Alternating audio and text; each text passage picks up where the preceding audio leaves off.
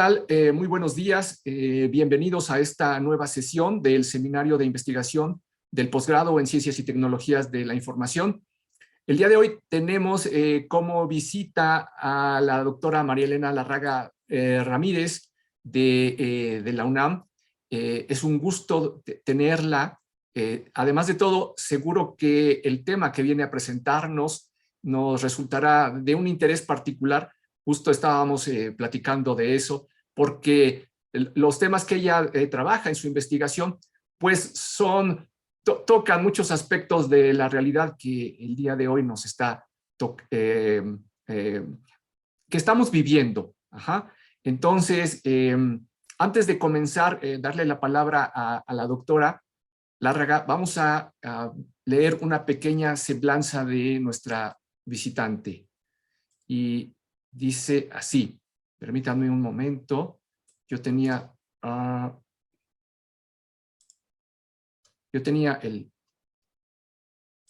listo, aquí está, disculpen. Dice, la doctora María Elena Lárraga Ramírez estudió la licenciatura y maestría en Ciencias de la Computación, realizó el doctorado en Ingeniería en Sistemas de Transporte. Sus líneas de investigación refieren a la modelación matemática y computacional de sistemas complejos dinámicos discretos, como es el tráfico vehicular, la epidemiología computacional, la dinámica de enfermedades infecciosas y sistemas relacionados. Sus trabajos los ha publicado en revistas de circulación nacional e internacional. Es investigadora titular A del Instituto de Ingeniería de la UNAM y miembro del Sistema Nacional de Investigadores de nivel 1. Ha dirigido diversas tesis de licenciatura, especialidad, maestría y doctorado. Doctora Lárraga, es un gusto. Adelante, por favor. Gracias, muchas gracias. Yo agradezco bastante esta invitación. Espero no aburrirlos y que, no, seguro que no. que les resulte interesante. El día de hoy pues voy a platicar un poquito de modelación de propagación de enfermedades transmitidas por vector, que ahorita vamos a ver qué son. Había pensado en hablar de COVID, pero pienso que a lo mejor ya con 2 años de COVID ya no quieren saber nada de COVID, ¿no? Entonces decidí hablar de un problema que hay en México, que es un problema, es endémico en nuestro país en este tipo de enfermedades y que hemos estado trabajando desde ya hace tiempo, ¿no? Entonces, bueno, pues voy a empezar. Brevemente, pues lo he organizado de esta manera. Explicaré un poquito acerca de qué son las enfermedades transmitidas por vector, cómo es que utilizamos los sistemas complejos y la modelación computacional y matemática para ello. Les platicaré de un modelo del dengue, que justamente es una enfermedad transmitida por vector, algunos resultados, algunos comentarios finales y lo que estamos realizando como trabajo y lo que pensamos hacer como trabajo futuro. Entonces, bueno, ¿qué son las enfermedades transmitidas por vector? Los vectores, pues son cualquier organismo vivo que puede transmitir enfermedades infecciosas entre personas o de animales a personas. Por ejemplo, los mosquitos, las garrapatas, las moscas, las pulgas, todos ellos son vectores, ¿sí? Y estos son capaces de transmitir varias enfermedades, como es el Zika, el chikungunya, la malaria y el dengue, que justamente es en lo que yo me centraré el día de hoy. Este tipo de enfermedades transmitidas por vector representan más del 17% de todas las enfermedades infecciosas en el mundo, de acuerdo a la Organización Mundial de la Salud.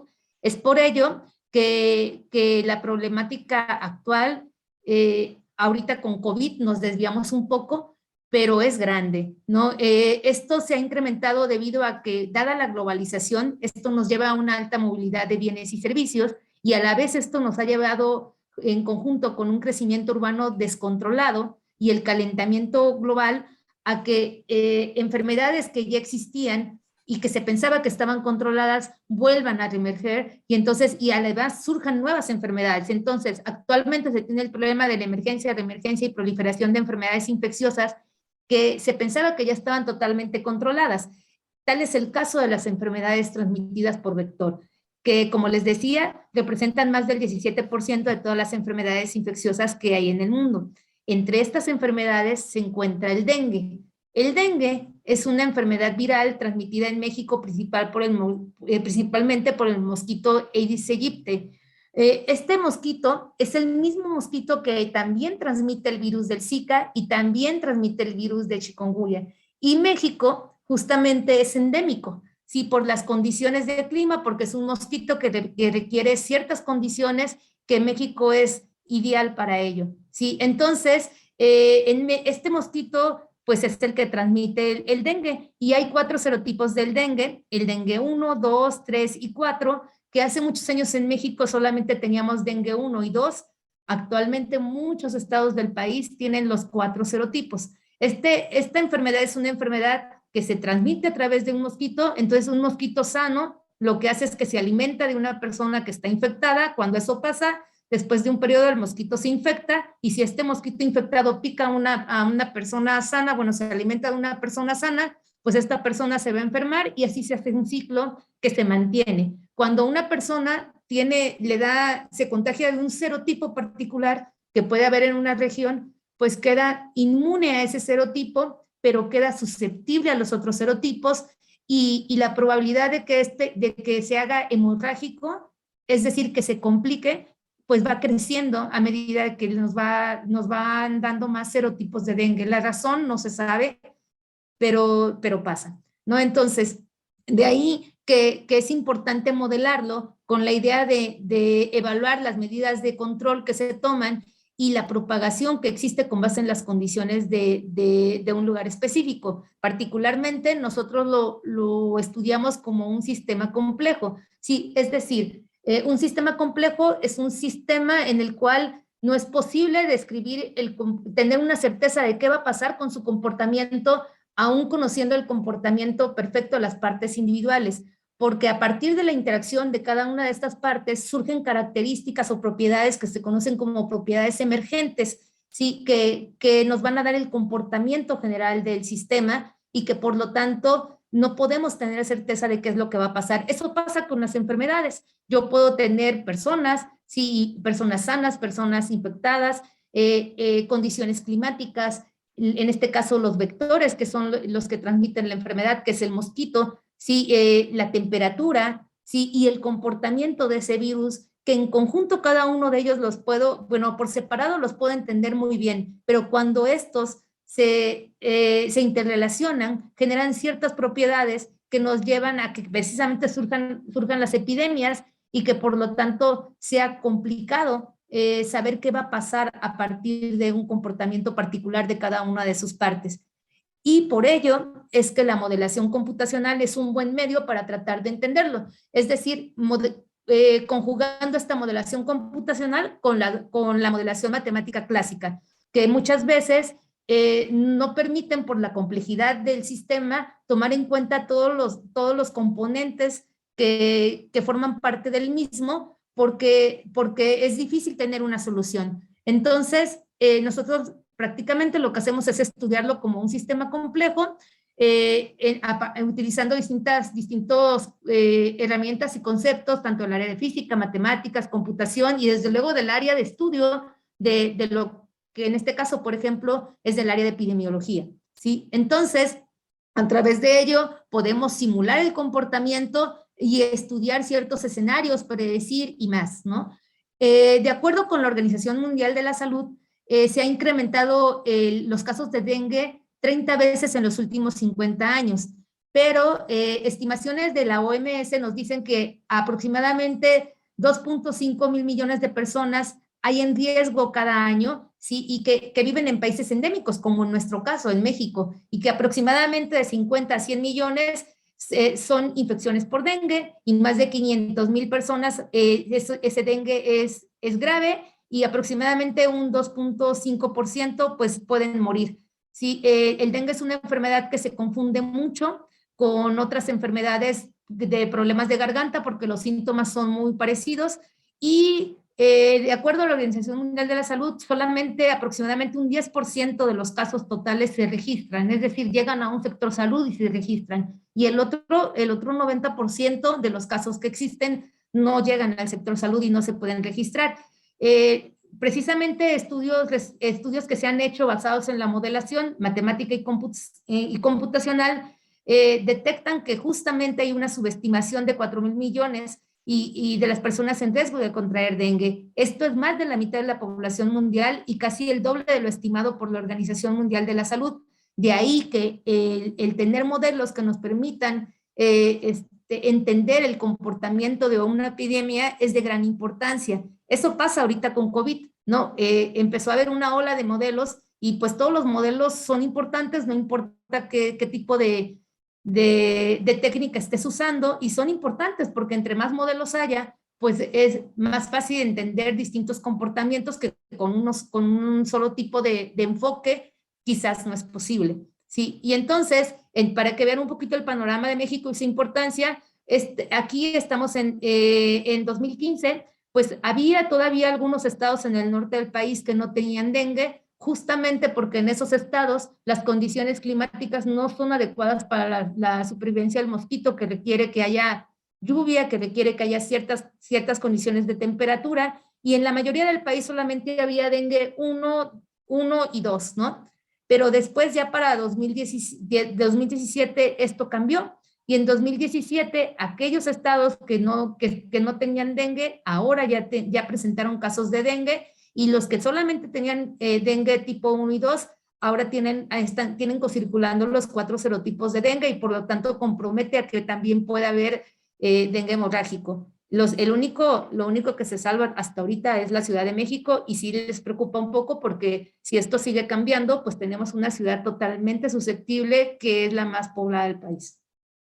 Entonces, debido a ello, es que para la Secretaría de Salud, el dengue en México es un problema prioritario, ¿sí? Y entonces, esto se debe a que hay una sobrecarga económica de 170 millones de dólares anuales, incluyendo vigilancia y control del vector. Pero, sin embargo, a pesar de todas las medidas que se toman, no se ha podido tener un control. Justo cuando empezó COVID, pues el dengue estaba en la mira, porque el dengue suele tener picos cada 6 o 7 años, y entonces estaba teniendo justamente un incremento importante, pero vino COVID y pues todo se centró en COVID, y varios de nosotros pues nos pusimos a trabajar COVID, ¿no? Y entonces, pues, pero el dengue está porque nuestro país es endémico, siempre existe el dengue, ¿no? Entonces, el objetivo de las investigaciones que hemos estado haciendo es desarrollar modelos basados en simulación computacional, en la teoría de los modelos matemáticos clásicos compartimentales de epidemiología y sistemas complejos para estudiar, entender y caracterizar la dinámica tanto en el espacio como en el tiempo de enfermedades transmitidas por mosquitos. Particularmente, en este caso, lo que les voy a presentar es el dengue, ¿sí? Y los efectos que diversos factores como patrones referentes al clima, a los aspectos geográficos, al transporte y la movilidad humana pueden producir en el brote y la propagación de estas enfermedades, y usando para ello, para poder evaluarlos, los datos reales disponibles en México a través de la Dirección General de Epidemiología, con los cuales podemos sintonizar y evaluar el desempeño de los modelos. Lo que buscamos con estos modelos es que no solamente pues impactemos en la literatura, que desde luego estamos tratando de buscar que sean distintos a lo que hay, ¿sí? Pero que también nos sirvan como una herramienta de predicción y evaluación de estrategias de control en nuestro país, y que nos permitan también que puedan servir para establecer y evaluar políticas en el sector salud, ¿no? De tal manera que nos provean de un medio que posibilite escenarios de estudio, cómo prolifera las enfermedades, sus posibles medidas de control, y que a partir de ello se puedan establecer medidas de políticas de salud que funcionen de mejor manera. Eso es lo que buscamos. Sí, entonces, bueno, les voy a presentar un modelo que hemos estado trabajando. Nosotros hemos estado trabajando con modelos desde el punto de vista discreto, ¿sí? ¿Por qué? Porque y modelos basados en individuos. Lo que buscamos es justamente buscar esa interacción que les explicaba de cómo funciona la enfermedad, pues que esa interacción la podamos representar lo más fiel posible, y que tengamos modelos que en lugar de que tengan parámetros fijos, estos parámetros del modelo puedan cambiar en el tiempo, porque el dengue es una enfermedad que depende de ello. El dengue, por ejemplo, en enero o ahorita que estamos ya llegando a fin de año, suele bajar los casos de dengue porque el clima cambia, no hay lluvia y el mosquito requiere lluvia para reproducirse. Entonces, pues cambian las condiciones de los casos de dengue que hay a lo largo del año, y por lo tanto la natalidad del mosquito no es fija, cambia en función de la temperatura, cambia en función de la lluvia, cambia en función del mes del año, ¿sí? Y eso es lo que buscamos hacer en el modelo. Entonces, para ello lo que nosotros tenemos es que tenemos una región geográfica, que en este caso nosotros estamos trabajando sobre Cuernavaca. Esta región geográfica se discretiza en celdas de igual tamaño, cada una de las cuales representa un área geográfica. Ese espacio geográfico que tenemos, pues tenemos dos espacios acoplados. Un espacio que va a representar al comportamiento del mosquito y otro espacio que va a representar al comportamiento del humano. Y la interacción entre esos dos espacios, entre el humano, entre cada uno de esos espacios de los mosquitos y el humano, justamente a través de ello vamos a representar la infección, es decir, la transmisión de la enfermedad. Sí, entonces prácticamente en cada una de esas celdas que se tiene, en el caso de los mosquitos, cada una de esas celdas tiene asociada la temperatura, la precipitación, el tipo de terreno con base en el día en el que se tiene, y están clasificados, cada una de esas celdas se clasifican en residenciales, laborales, esparcimiento y baldías para poder representar las diferentes movilidades de las personas a lo largo del día, donde el mosquito se comporta de manera diferente. Suele ser más activo en la mañana y en la noche que a lo largo del día, ¿no? Y justamente en el caso de los humanos, pues la población de humanos se divide en susceptibles, que quiere decir que están sanos; expuestos quiere decir que te picó un mosquito ya infeccioso, pero no te infectas inmediatamente, así como en COVID, sino que tardas un periodo para que puedas ser capaz de infectar a alguien más, que es cuando pasas a ser infectado y después de un periodo te recuperas. Esa población se divide así porque para poder representar la dinámica de la infección en los humanos se utilizan y del mosquito se utilizan los modelos compartimentales que hay en epidemiología clásica, ¿no? Matemática. Nada más que en el caso del mosquito solamente puede haber susceptibles expuestos infectados, es decir, el periodo de vida del mosquito es muy cortito y entonces no alcanza a recuperarse. Antes de eso ya se murió, ¿sí? Y por eso se hace así. Además, en cada celda pues puede haber más de un individuo, ya sea de mosquitos o de humanos, ¿no? Y es decir, trabajamos metaceldas, ¿sí? Entonces, además, en el modelo nosotros tratamos de tomar una segmentación geográfica, es decir, dividimos el espacio entre celdas residenciales, esparcimiento, laborales e incluso celdas baldías, que son pocas ya en la ciudad, pero lo hacemos así para que los movimientos que se hagan en función del día.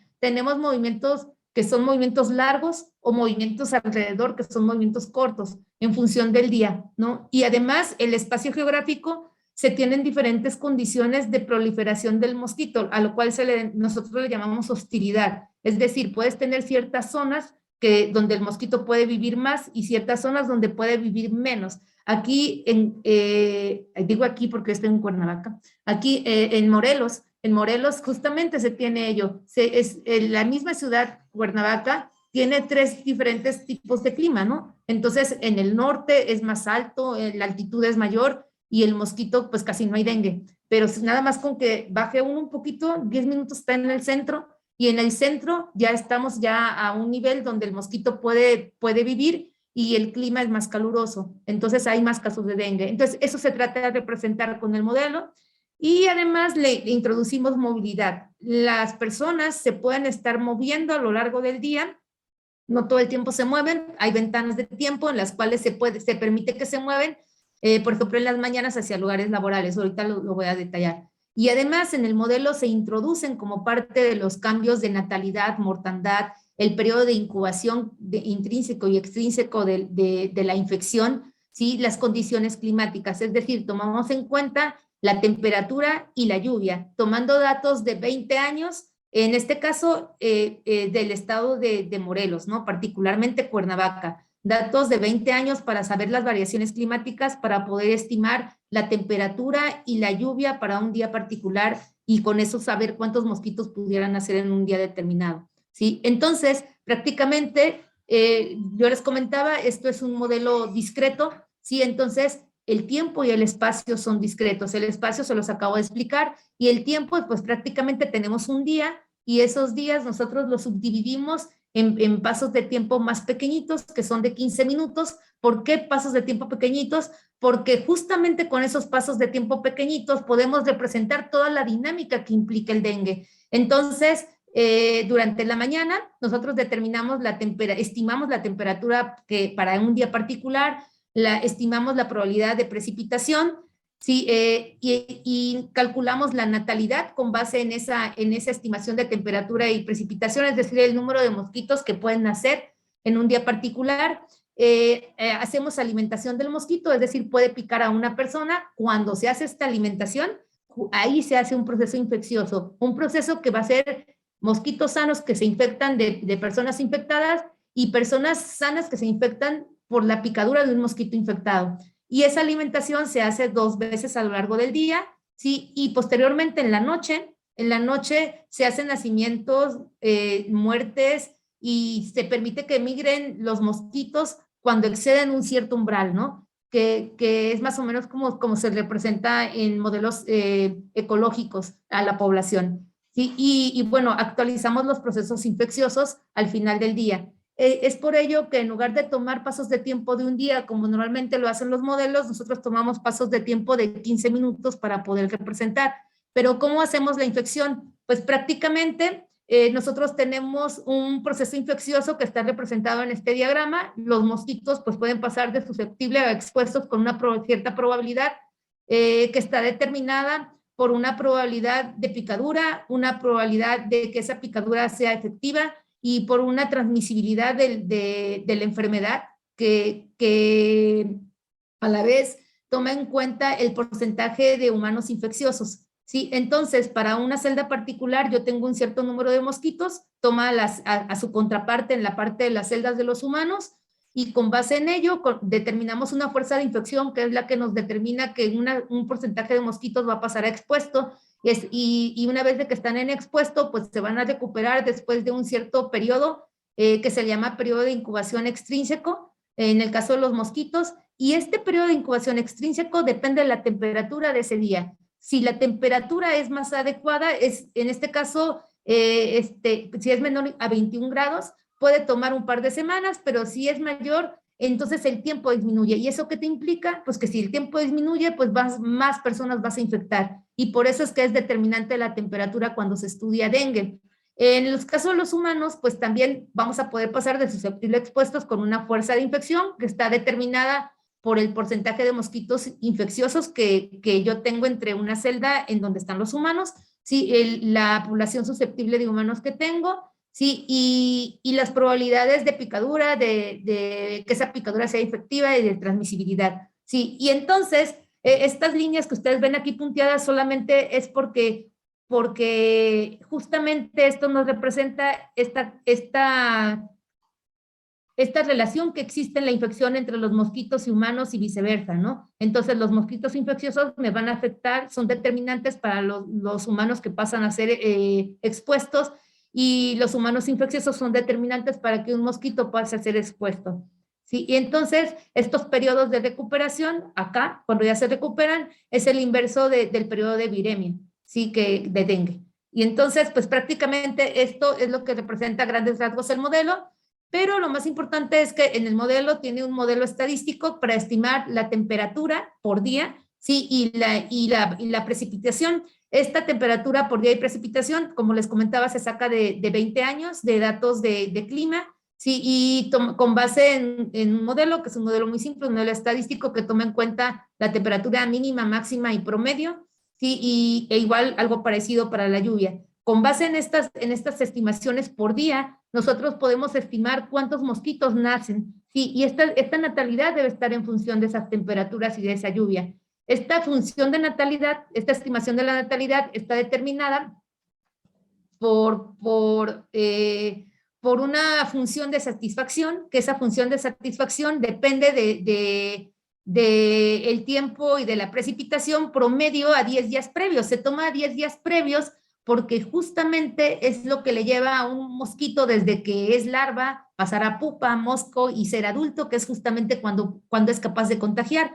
Y a partir de ahí, en función de la temperatura, del valor que se tenga de la temperatura, toma su valor la función de satisfacción, porque justamente entre ciertos rangos, si la temperatura es mayor de 14 grados y mayor de 42, el mosquito no puede vivir y entonces ahí no van a poder nacer porque se morirían inmediatamente. Y en los casos intermedios, esa probabilidad va a ser mayor o menor en función de qué tan alto o qué tan baja sea la temperatura, y algo parecido se hace con la precipitación. En conjunto nos dan una función de satisfacción que nos permite estimar cuál va a ser la natalidad para ese día particular, ¿sí? Y entonces poder estimar la natalidad de manera dinámica y que no sea un factor estático. En el caso de la movilidad humana, nosotros tomamos en cuenta también los horarios del día. Dividimos el día en 3 periodos de tiempo, y esos 3 periodos de tiempo nos permite hacer los movimientos de las personas. Si yo tomo en cuenta una celda y esa celda es residencial, por ejemplo, entre las 6 y las 15 horas, las personas que estén ahí se pueden mover a otra celda residencial o a esparcimiento o a una celda laboral, ¿no? Y justamente eso se hace así porque se está representando, se está tratando de representar los movimientos de las personas en función del horario, ¿sí? Y eso se hace para cada tipo de celda. Las únicas que no tienen movilidad, pues son las celdas baldías, ¿no? Entonces las personas se pueden mover entre cada una de las celdas para llegar a puntos que no se encuentran directamente en una vecindad de las celdas que estén alrededor de ellas, o se pueden mover a distancias largas, pero solamente se permite en la mañana y en la noche, ¿sí? Y entonces, esto nos permite que con base en los tipos de terreno y la hostilidad que esa, en lugar de que nazcan, los mata, ¿sí? Nos permite generar focos de concentración en distintas zonas geográficas de la ciudad, y que podamos representar de alguna manera esos focos de infección que se conocen de los datos de la Dirección General de Epidemiología, ¿no? Y también al final del día se permite que haya migración de mosquitos. Si en una celda se excede la capacidad de mosquitos que puede haber, entonces esos mosquitos se dispersan a las celdas que están alrededor, porque el mosquito vuela, pero no es un mosquito que vuele mucho, vuela máximo 200 metros en todo su periodo de vida, que es aproximadamente 30 días. ¿Sí? Entonces, pues a grandes rasgos, este es el modelo, no me estoy metiendo a los detalles ya específicos, es un modelo pues complejo en lo que es el detalle, ¿sí? Y bueno, les voy a presentar un poquito de los resultados. Para sacar los resultados, nosotros obtuvimos datos, ¿sí? De los casos de dengue reportados en Cuernavaca para el año 2008. Tenemos datos de todo el país, de todos los años, pero nos centramos en el caso de Cuernavaca en 2008 porque justo este problema salió por un problema que tenía el Instituto Nacional de Salud Pública, que querían tratar de entender, porque ellos decían, no, tomamos medidas de control, pero no funcionan. Tenemos casos que empiezan en una cierta ciudad, pero después se dispersan. ¿Qué está pasando, no? Y entonces, pues la Dirección General de Epidemiología nos proporcionó los datos, ¿sí? Y nosotros sacamos de Conagua datos pluviales y de temperatura, ¿no? Y entonces, con base en ello, entonces generamos nuestro espacio celular para Cuernavaca, sí, que tiene una extensión territorial de 151.2 kilómetros cuadrados, aproximadamente 365,000 habitantes, y cada espacio celular, en este caso, cada celdita son 300 por 300 metros, y cada superficie es decir, 0.09 kilómetros cuadrados, y aproximadamente tenemos 250 humanos iniciales y 1,000 mosquitos por celda, ¿no? Entonces, tenemos datos de entrada que estamos tomando de clima desde el 98 hasta el 2007, y estas celdas se dividen en celdas residenciales, laborales, esparcimientos y baldías, ¿no? Entonces, pues prácticamente esto es Cuernavaca, esto es que ustedes ven acá, y pues nosotros lo que hicimos es que esta ciudad de Cuernavaca se incrusta justamente el mapa, se discretiza, se ponen las diferentes celdas que hay en Cuernavaca, que son laborales, esparcimiento, etcétera, y a partir de ahí nosotros ponemos entonces un primer caso, ¿sí? Que en este caso estamos partiendo de que es un caso humano, ¿sí? Y con el paso de los días, pues la enfermedad se empieza a dispersar. Noten que aquí no hay mosquitos todavía infecciosos, este es al inicio, después en el primer mes ya empieza a haber más humanos infecciosos y más mosquitos también que están infecciosos, ¿sí? Después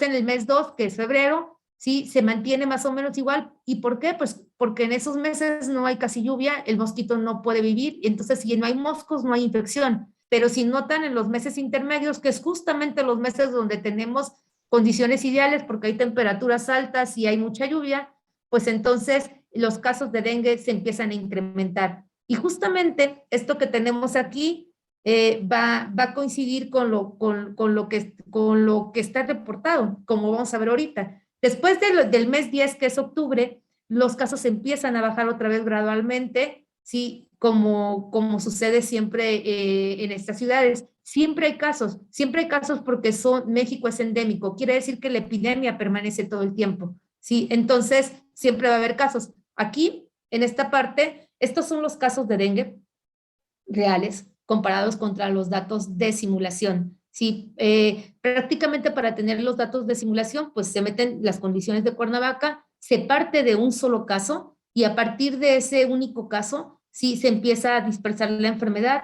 En cada instante nosotros estamos calculando los nacimientos por día y para poder calcular estos nacimientos por día, pues estamos estimando por día cuál va a ser la temperatura y la probabilidad de lluvia en ese día, es decir, la cantidad de precipitaciones. Y a partir de ahí, pues entonces nosotros sacamos los casos hacemos la infección y entonces estimamos los casos de dengue. Como se puede ver aquí, sí, los casos se parecen bastante, pero es importante decir que los datos de simulación que están aquí están ponderados a un 7%. Es decir, los datos que la simulación da coincide justamente con lo que decía la Organización Mundial de la Salud. Sí, entre un 7 y un 9% solamente son los casos registrados. Es decir, lo que el sector salud tiene en la Dirección General de Epidemiología y que justamente corresponde a ese 7%. Pero si nosotros pusiéramos aquí todos los datos no ponderados al 7%, sino totales, pues son muchísimos más, porque más del 90% no se reportan en el sector salud. ¿Sí? Y entonces, estos datos que están acá son datos que justamente en 2008 hubo una epidemia muy fuerte en Cuernavaca, y pues el modelo lo representa pues bien, ¿no? Y luego hicimos una relación entre los casos históricos de dengue y los nacimientos, y pues nos dimos cuenta que pues más o menos coincidían, ¿no? O sea, si ponemos los datos históricos de dengue y nosotros poníamos los nacimientos que el modelo está representando con base en la lluvia y la precipitación, más o menos coincide y es de esperarse, porque se espera que si hay más casos de dengue es porque están naciendo más mosquitos, ¿no? Y entonces, aquí, en este caso que ustedes ven acá, esto nos lo dio el Instituto Nacional de Salud Pública. Ellos justamente tenían una semana donde habían detectado los primeros casos de dengue, ¿sí? Y después ellos decían, bueno, pues no pasa nada, vamos a hacer focos de infección y con esos focos de infección, pues nosotros vamos a formar clústeres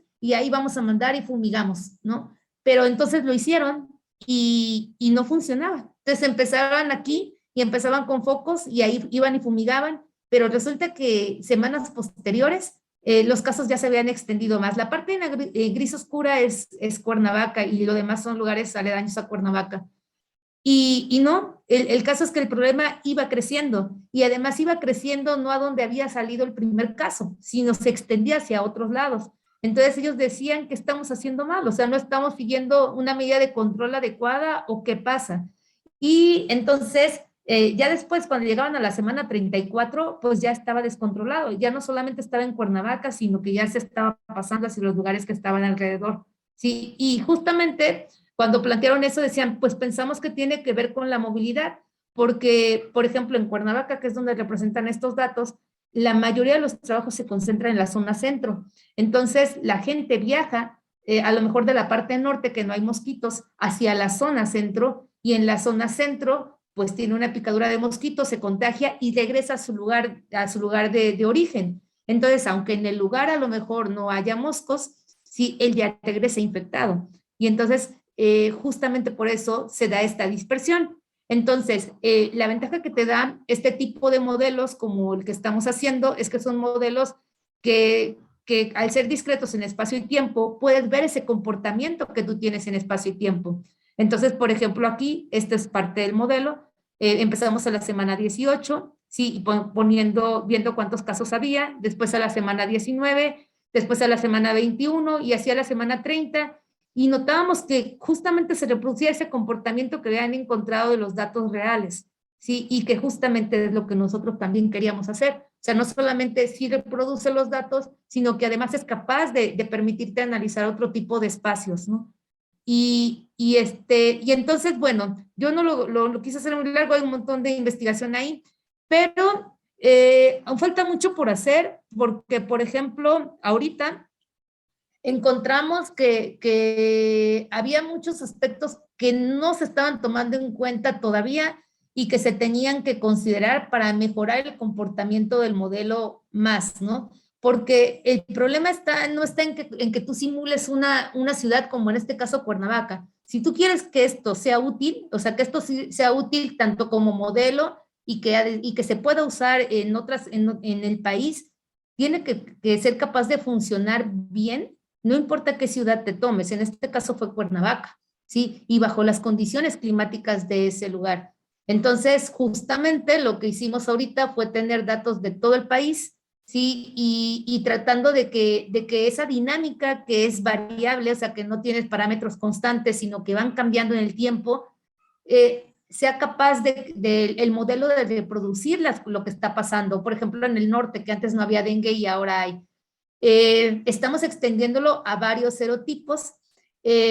Pareciera que es fácil al ser discreto y que puedes meter todos los parámetros que tú quieras, a lo mejor manejados de manera simple, pero el hecho de meterlo a 4 serotipos significa que tienes no solamente 4 diagramas de infección, como el que les mostré de cambios de estado, sino que además tiene que haber una interacción entre ellos, un periodo de inmunidad cruzada, cómo es que uno pasa al otro, y al final se te hace una cosa enorme, enorme, enorme, enorme, enorme, que te hace más complejo también el estarlo aplicando. Por otro lado, la vacunación. La Organización Mundial de la Salud no ha autorizado una vacuna, pero México y Brasil tiene ya varios años que aplican una vacuna de dengue.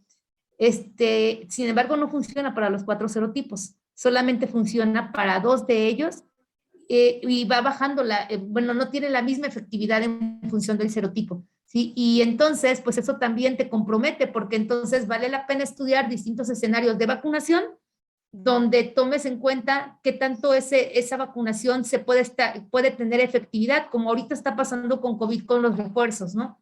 Y que va cambiando esa efectividad. Y eso te permite generar escenarios de decisión para las medidas de control que se puedan tomar.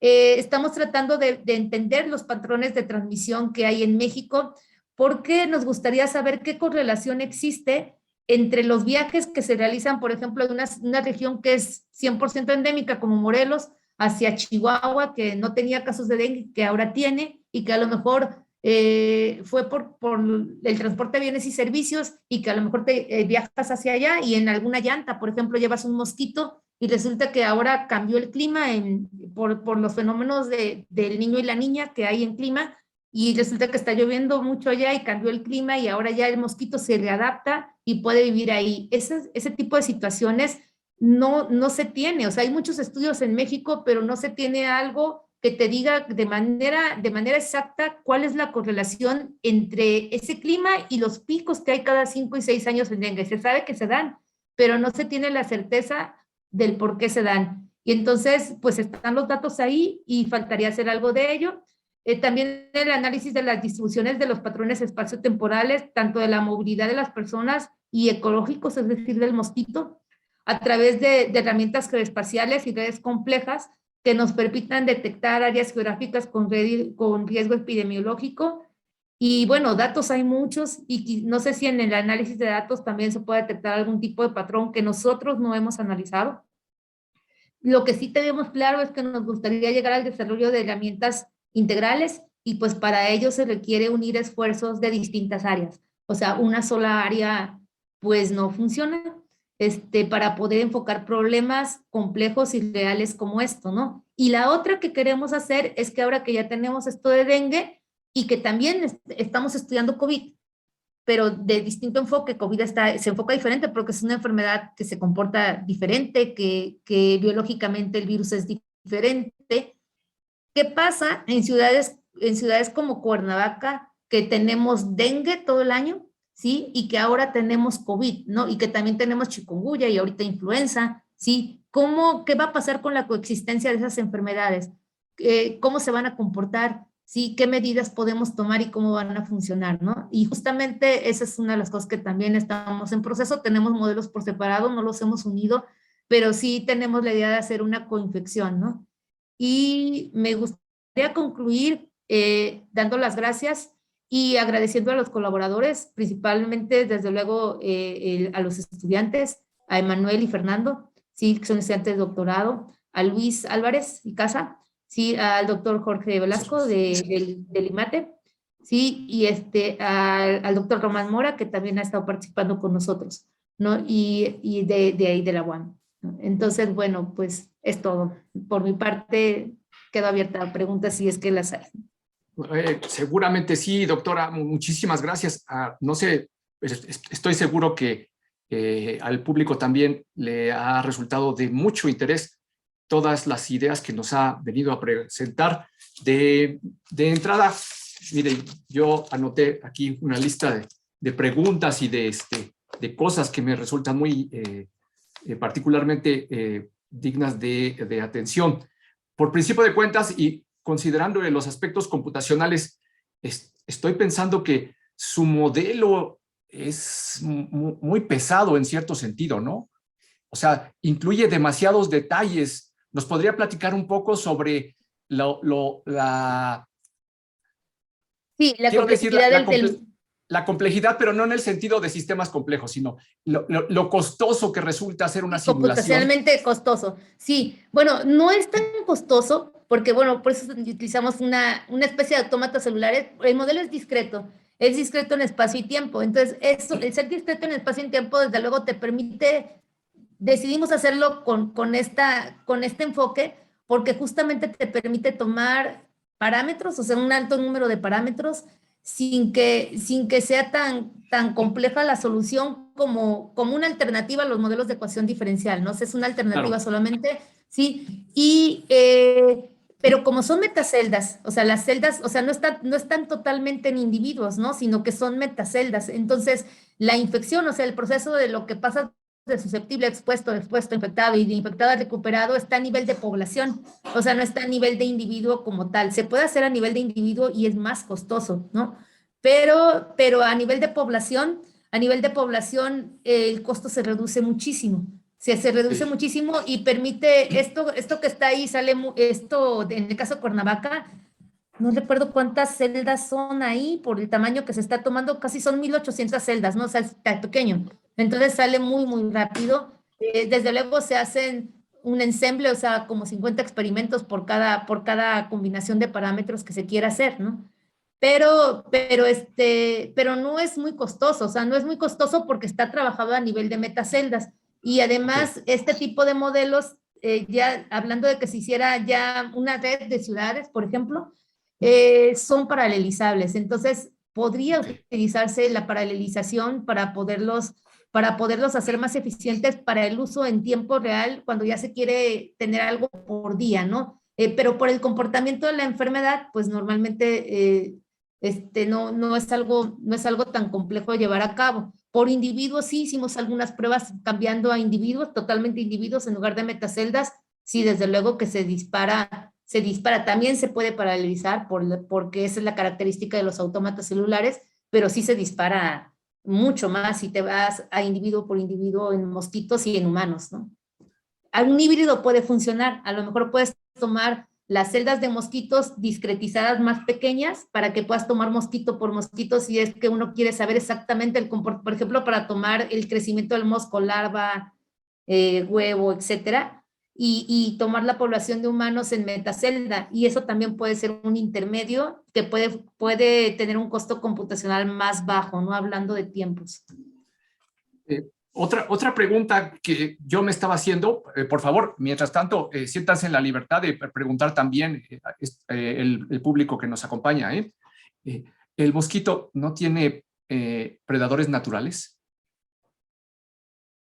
Sí, sí debe tenerlos, ¿no? O sea, sí debe tenerlos, pero lo que pasa es que el mosquito de dengue tiene una característica particular. El mosquito de dengue no es un mosco que huele mucho, es un mosco que vive en agua limpia. Sí, o sea, vive en agua limpia, normalmente en un florero que uno tenga en su casa, ahí va a permanecer, y si se queda ahí permanece, ¿no? Incluso si se vacía el agua, se ha probado que se puede quedar incluso pegado en las paredes de ahí. Y recientemente se han hecho estudios donde se ha encontrado que cuando el mosquito, por ejemplo, está en periodo de larva, ¿no? Que todavía no llega a ser adulto, y ya no hay condiciones climáticas, pasa con el mosquito que hace una especie de hibernación, y cuando vuelve a regresar la lluvia, entonces se reactiva su ciclo y sigue otra vez el ciclo a donde se quedó. Entonces, eso se ha visto recientemente. Entonces, pues sí, no es un mosquito que se la pase volando como los mosquitos que normalmente vemos, que vemos muchos, pero no todos son Aedes. Nada más el Aedes es el único que es capaz de infectar. Solamente las hembras son capaces de infectar también. No, los machos no. Y entonces, no vuela mucho. O sea, suele estar en un solo lugar. Por eso es que a veces cuando en una casa alguien se infecta, se infectan varias personas, porque no es una enfermedad que se transmita como COVID por aerosoles, ¿no? Sino, o por contacto directo. Es una enfermedad que requiere el vector para poderse transmitir, es decir, que se alimente de mí. Pero lo que pasa es que como normalmente si está en una casa, ahí se queda, pues entonces varios de los miembros de la familia se enferman porque el mosquito sale a buscar alimentación y se queda ahí. Y entonces por eso es que sí hay predadores, pero no es un mosquito que se la pase volando todo el tiempo. Ok, los predadores entonces tendrían que estar ahí en el agua también, ¿no? A donde él Sí, vive. O sea, donde no sé, viven. si vamos a tener algún estanque, pues ahí tendremos que meter, no sé, ranas o sapos o pececitos Sí, que... posiblemente, posiblemente sí, sí. Sí, de hecho, dentro de las medidas de control que se tiene con dengue es que precisamente no haya cacharros, ¿no? Que es lo que pasa en las zonas Claro, claro, donde entonces se promueve mucho en ese tipo de conciencia para tratar de evitar tener agua estancada, porque agua normalmente estancada. no es un mosquito como el paludismo, ¿no? Sino que el mosco de dengue vive en agua limpia y ahí se queda, ¿no?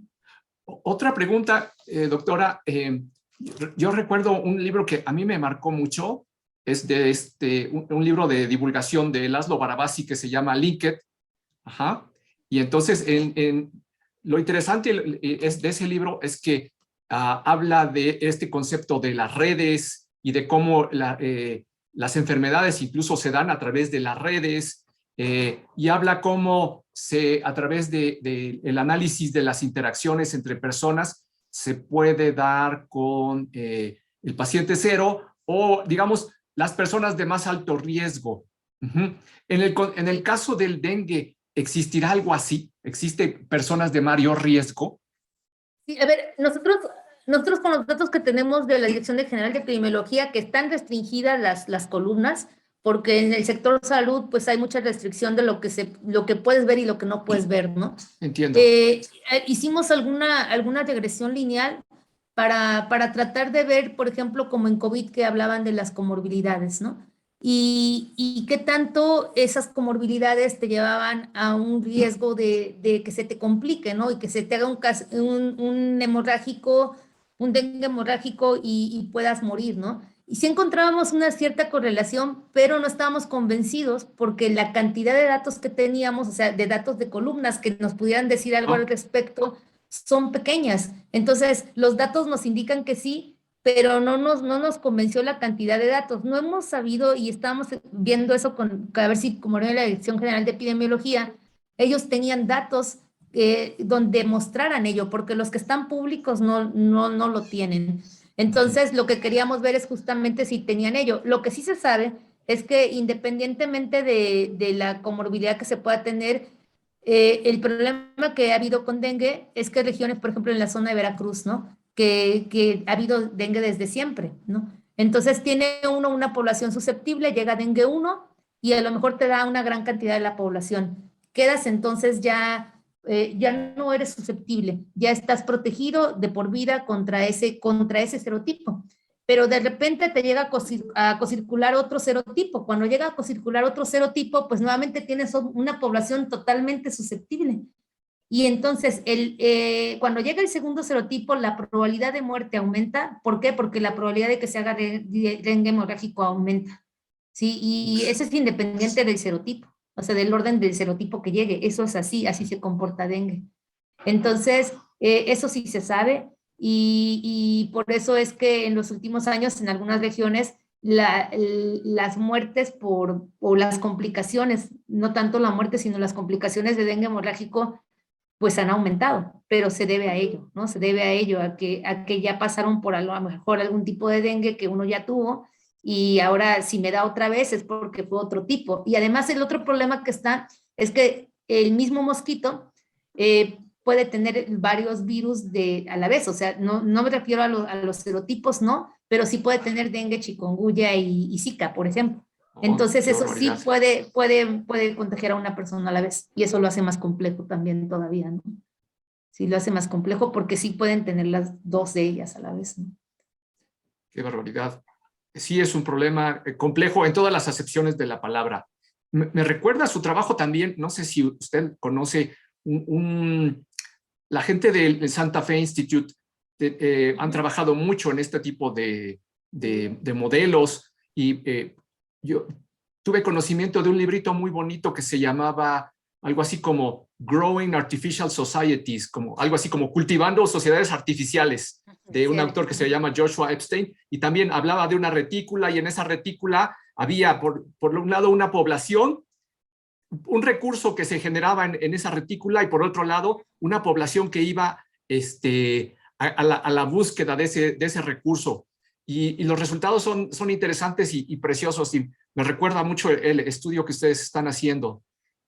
Sí, este tipo de estrategias, bueno, a nosotros por eso nos gusta, porque te permite justamente tomar esos aspectos de interacción local, ¿no? Sí, sí, Que a sí. lo mejor con un modelo continuo no lo puedes tomar, ¿no? Entonces, Ujú. sí, obviamente tienes el costo ahí, pero esos aspectos no lo puedes tomar de otra manera, ¿no? Y de hecho te permite también tomar modelos híbridos, ¿no? Donde a lo mejor en algunas partes metes lo continuo y en algunas partes lo discreto.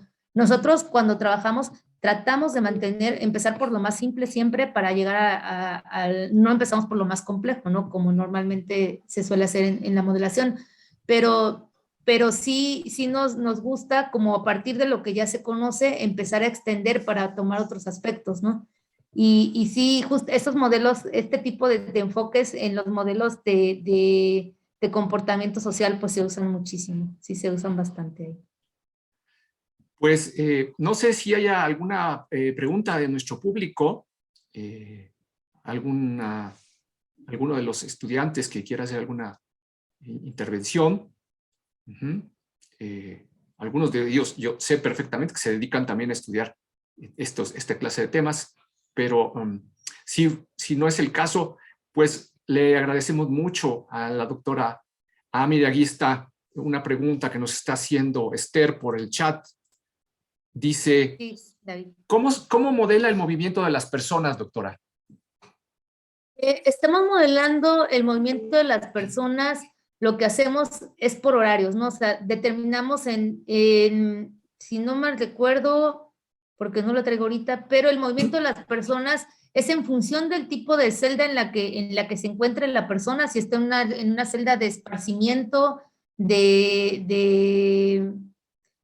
si está en su casa, si está en el trabajo, ¿no? Si es laboral, sí, o si es y en el caso de celdas baldías, pues no hay movimiento, porque ahí no hay personas.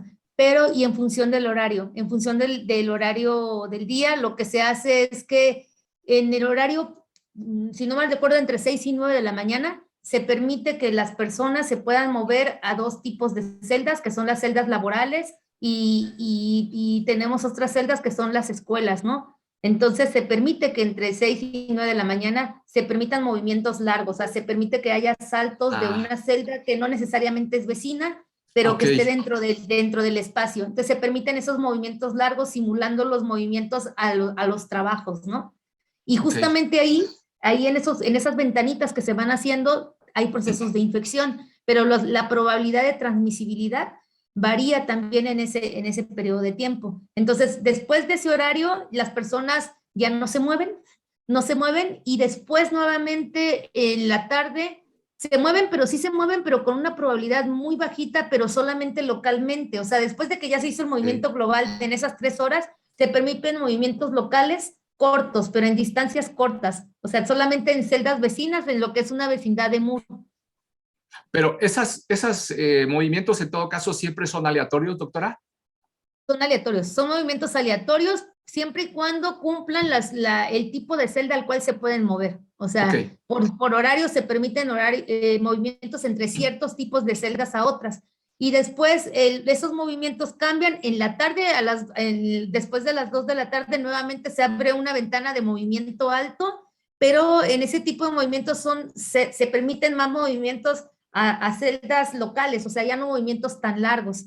¿Sí? Y algún porcentaje menor, movimientos largos. Y lo que se garantiza es que en la noche, o sea, después disminuye el movimiento y en la noche se incrementa de tal manera que lo que se busca es que la mayoría de las personas se queden ya permanentes en su casa. Después de las 9 de la noche ya no se permite movimientos de personas y Se ya no hay quedan movimientos. encerrados. Sí, y Digamos esos que, movimientos son aleatorios, o sea, son aleatorios nada más que cambian las probabilidades de movimiento y cambian entre qué celdas se pueden mover. Es así como digamos está. que podría pensarse como que es una caminata aleatoria de una longitud acotada y la Exacto. longitud depende de la hora del día. Sí, depende de la hora del día y qué tantas personas se pueden mover también depende de la hora del día, o sea, la probabilidad cambia. Sí, entonces está hecha de esa manera porque si nosotros estuviéramos moviendo a las personas todo el día, pues sí se puede, pero eso no pasa en la realidad. Entonces lo que tratamos es, sí, se mueven, a ver, si se mueven caminando. Al inicio, con el modelo, habíamos puesto que las personas siempre se movían solamente en vecindades cortas. De hecho, por eso se metieron los pasos de tiempo de 15 minutos. Esa fue la idea. Pero era algo como no real, porque al final, si uno considera la región geográfica de Cuernavaca, era que una persona a lo largo del día podía caminar más de 15 kilómetros, ¿no? Sin parar. Y O eso no pasa en la realidad. debe ser gente muy sana. Sí, no, y además no pasa, o sea, está uno moviéndose, pero no se mueve, o sea, a lo mejor después de 15 kilómetros, no sé, pero no sin parar todo el día. Claro. Entonces, se pensaba que los movimientos solamente eran de personas, pues caminando, porque justamente por eso el tamaño de las celdas es de punto 30 por punto 30, ¿no?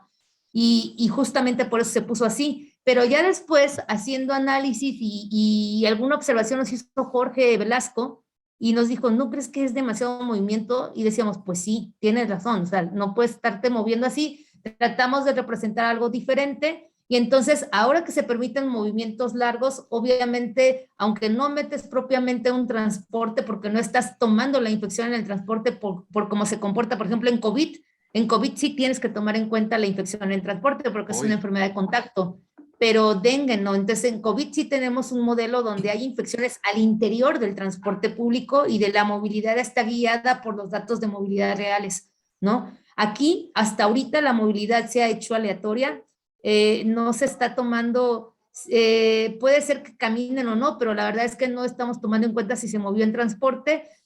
Asumimos que si estás haciendo movimientos largos es porque viajaste de alguna manera hacia allá, ¿no? Ya sea en tu Ok. coche o en lo que sea, pero lo que importa es que la infección se hace hasta el momento que ya estás en el lugar, o sea, no durante Ok. el viaje, porque pues ahí no te vas a infectar. Entonces Claro. se hace hasta el momento que llega al lugar, ahí se hacen infecciones una vez de que ya se hicieron los movimientos, porque lo que se busca es que justamente se represente eso que se observó en la realidad, que hay gente que termina infectada y vive en zonas donde no hay dengue, pero es porque se movió a una zona donde había dengue, que es lo que pasa con la gente de la Ciudad de México, que la Claro. gente de la Ciudad de México, los casos que hay de dengue no son porque estén ocurriendo en la Ciudad de México, es Se porque infectan de fueron a fuera. Acapulco o a Veracruz o a otro lado y de ahí se infectaron y regresan ya infectados. Lo que Ok. pasa es que tiene un periodo de incubación y entonces tardan algunos días para que puedan presentar los síntomas, pero en la Ciudad de México no hay dengue. Entonces no es un movimiento que esté guiado, que estemos tomando un algoritmo de caminata de la persona, no lo hemos tomado. Entonces, está así totalmente azaroso. Doctora, Esther nos hace otra pregunta que voy a Sí. casarla con una pregunta que yo también quería hacerle. Eh, Tengo la impresión de que están utilizando una herramienta de simulación de eventos discretos. Corríjame, por favor, si es el caso. ¿Tienen alguna en particular o ustedes hicieron una a la medida? Sí, no usamos ninguna herramienta ya prehecha, nosotros todo lo hacemos desde abajo. Entonces, se han hecho en Python, Muy combinado bien, en muy algunas bien. cosas con Java. pero no, todas las herramientas, no estamos usando algo ya hecho, ¿no? O sea, lo único que, si a lo mejor para la parte visual te apoyas con algo de, no sé, con Panda y otras cosas de Python, ¿no? O sea, pero no Claro. estamos utilizando algo que ya esté hecho. Nuestros modelos, nosotros hemos hecho nuestras propias herramientas y para que con esas herramientas pues sirvan para hacer estos estudios, pero no estamos utilizando nada prehecho, incluso la movilidad de las personas, no estamos utilizando alguna herramienta para implementarlo, todo está programado desde cero, o sea, desde cero ya hablando, nosotros hacemos el modelo y ese modelo ya se implementa para poderlo simular, ¿no? Perfecto. Una última pregunta, a reserva de que nos hagan alguna otra, nuestro público. Doctora, esto es el trabajo de muchos años, ¿verdad? Sí, ya llevamos varios años trabajando con eso, ahora que pasó pues COVID, pues más, ¿no? O sea, nos metimos a trabajar más con esto y como este tipo de enfermedades, o sea, las enfermedades así como ahorita está esto, resulta que también son comportamientos semejantes en otro tipo de sistemas complejos, ¿no? Por ejemplo, la Ah, propagación de malware en SMS o Bluetooth, se puede modelar como un modelo de epidemia. Entonces, nos ha dado pie también como para que ahora estemos investigando otras cosas utilizando modelos epidemiológicos. Hemos estudiado la propagación a través de teléfonos. Por ejemplo, ahorita que COVID estaban siguiendo redes por medio de Bluetooth, es un riesgo alto, ¿no? Entonces, estábamos haciendo también propagación de malware por medio de Bluetooth y SMS, utilizando modelos epidemiológicos. Entonces, pues sí, se ha ido extendiendo por la utilidad que tiene. Tiene semejanza la forma de comportarse con muchos otros sistemas, ¿no? Estamos haciendo también propagación de cosas de energía, de carga en redes de sensores inalámbricas, ¿no? Y cómo mantener la carga utilizando modelos de este tipo. Entonces, pues tienen una semejanza, aunque son sistemas de contextos diferentes, tienen semejanza en comportamiento. Pero sí ha sido trabajo que ya tenemos de tiempo y que recientemente, pues, derivado de todo lo que vino de COVID, pues como que esto se acentuó más, ¿no? O sea, pero sí, sí ya tenemos un ratito sí, trabajando. en este sentido es como una especie de metamodelo, ¿no? Es un modelo que te permite estudiar muchas cosas. Sí, sí, pues sí, sí, sí, es el que el comportamiento que tienen pues, puede ser semejante a muchos otros, ¿no? O sea, entonces, a lo mejor tienes que cambiarle algunas cosas en la dinámica, pero la esencia es semejante, ¿no? Entonces, por ejemplo, entre COVID y dengue es diferente, muy diferente, porque COVID no se transmite por un vector, ¿no? COVID se transmite, pues, un virus que ese virus se pasa de persona a De persona y ahora persona a están los persona. aerosoles y la dispersión de esos aerosoles, el ambiente, el viento, etcétera. Entonces puedes hacer algo así como acá que tienes dos autómatas y los empatas, pero ya no uno es el vector que te va a contagiar, ¿no? Sino que ahora tienes a lo mejor la capa de aerosoles y esos aerosoles cambian en función del viento y abajo tienes las personas que se están moviendo. De hecho, estamos trabajando ello también, movilidad de personas en espacios cerrados y abiertos, moviéndose. Ahí sí utilizamos modelos de movilidad que también hicimos y con la parte de convección arriba, ¿no? Y cómo eso te afecta la infección y ahora tienes un proceso infeccioso y ahí entra este tipo de modelos, ¿no? O sea, pero sí, o sea, se pueden aplicar en muchos lados, ¿no? Y nada más que se tiene que adaptar para lo que se quiere estudiar, ¿no? Pues, doctora, llegamos al final de nuestro seminario. A mí en particular me pareció súper interesante. Seguramente se quedaron muchas preguntas que ya la estaremos buscando en la dirección electrónica que nos dejó en su presentación. Y no nos queda más que agradecerle por su visita y por compartirnos este conocimiento que ha desarrollado con su grupo de investigación, con su equipo de trabajo. Y ojalá que no sea la última vez que la tenemos en nuestro seminario. Muchas gracias. No, gracias a ustedes de verdad por la invitación y cuando me invitaron yo decía, híjole, a lo mejor les va a aburrir lo que les voy a presentar. No, no, Pero no, esto de es ninguna lo que yo manera. hago, esto es lo que yo hago pero agradezco bastante la invitación y es un gusto estar aquí con ustedes. Pues Muchas gracias. Gracias a ustedes por su compañía, por su presencia y nos vemos a la próxima.